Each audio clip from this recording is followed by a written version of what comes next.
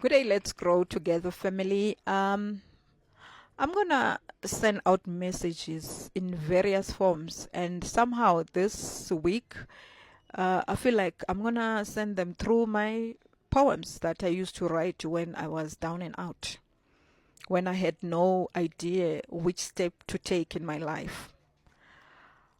Let me recite this one to you.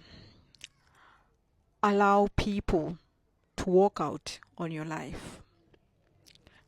Allow people to turn their backs on you when you need them the most.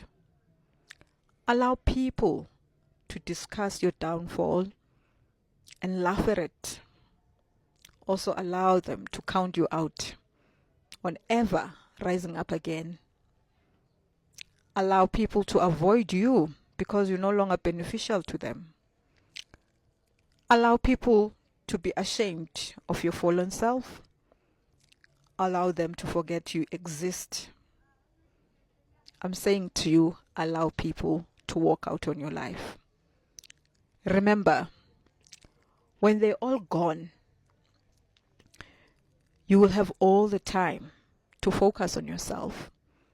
Restart, you will replan, you will strategize, and form a formidable plan to rise up again.